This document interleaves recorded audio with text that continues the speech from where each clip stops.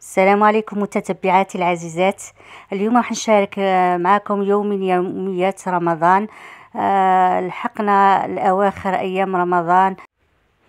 رمضان ضيف عزيز علينا راح ينقضي، إن شاء الله نكونوا ممن تقبل من العتقاء من النار بإذن الله. إن شاء الله اليوم أنا راح نشارككم الروتين تاعي، كيفاه بديتو، وراح نشارك معكم قاطو شباب نتمنى تشوفوه وتجربوه.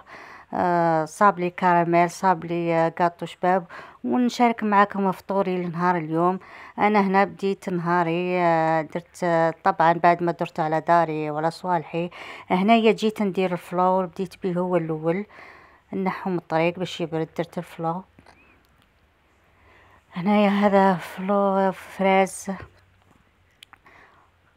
درتو هكا مع الصباح، قلت نحيدو من الطريق باش نبدا فطوري في ارضي وندير الكاطو تاعي. وانا تاني درت الطعام هذا راح نخليه للسحور ان شاء الله. طيبته.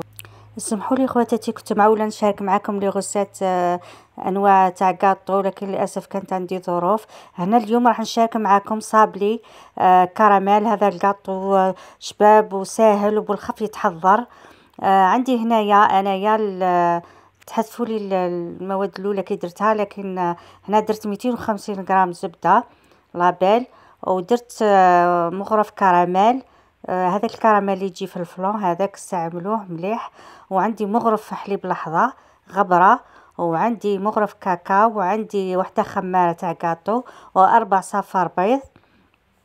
وعندي اخواتاتي طبعا الفارينه. لازم هذا الكاطو خلطوا كل شيء في ضربه، يعني مش كما مضارين نخلطوا كل حاجه وحدها. وعندي كاس سكر كلاصي وكاس نشا نضيفوهم، وبعد نبداو نضيفوا الفارينه بالعقل مع وحده خماره، خلطوهم كامل في ضربه، يعني بلا ما تخلطوا كل حاجه وحدها.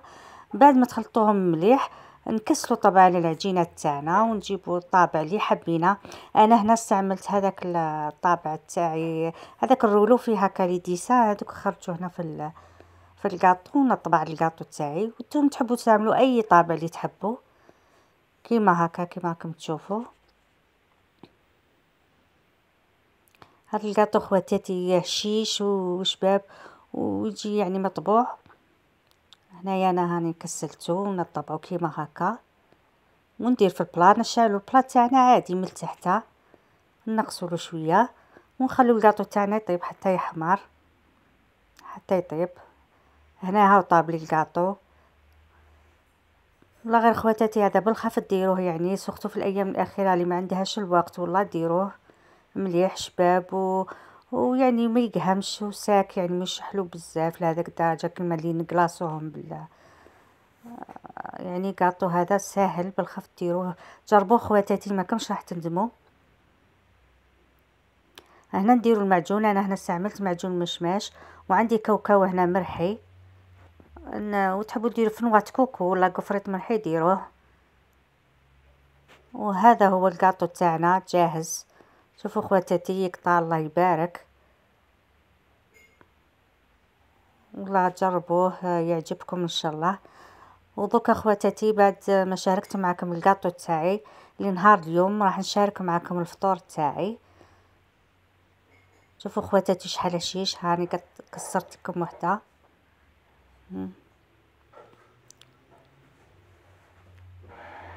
شباب بنين تحبوا تنزوقوا هكا بالشيكولا ديروا خطوط بالشيكولا ديروا.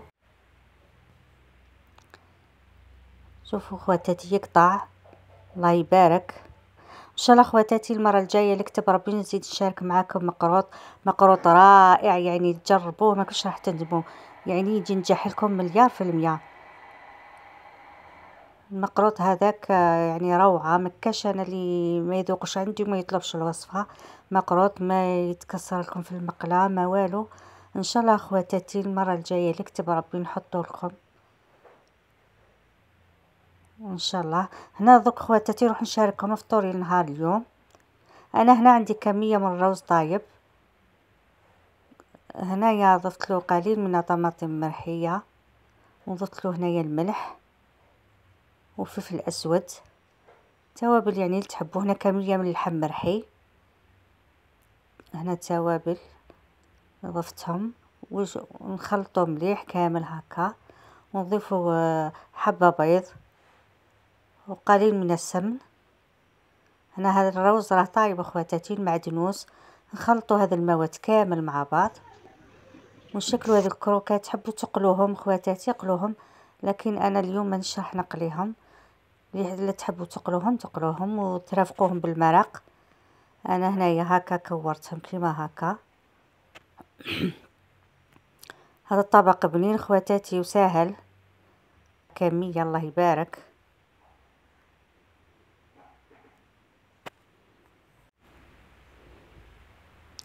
انا هنايا نكور كامل هذه الكمية حتى نكمل. ومن ناحية اخرى راني مطيبة المرق تاعي. تحبوا ديروا مرق يعني دجاج وحمص ولا جلبانة ولا حتى زيتون، وديروا هذا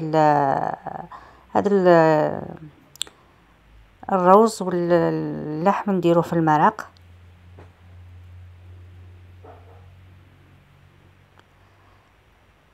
واش راكم اخواتاتي؟ بدات تتلف لكم في هذا رمضان، يعني انا والله غير بدات تتلف لي شويه كل مره، لكن نديروا الاطباق.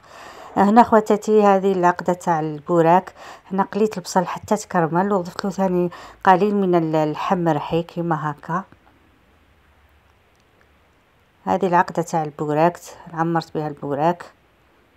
وهنا اخواتاتي ندير في السلطه تاع ماسيدوان.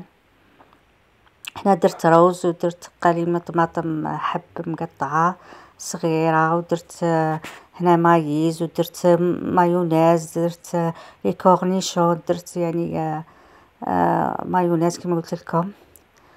وندير هكا في ونشكلها وندير سلطه خضراء، يعني سلطه عاديه كما تعرفوا، وزوقتها كما هكا. المهم ان نعمروا الطابله. هذا هو. هنا زوقتها بالمايونيز كما هكا. وهذه هي الاطباق تاعنا النهائيه اللي شاركتها معكم اليوم. هذا الروز تاعنا لي بول هذو تاع الروز، شوفوا كي جا خفيف بطرايه، ها جا يقطع لنا بلا الله يبارك.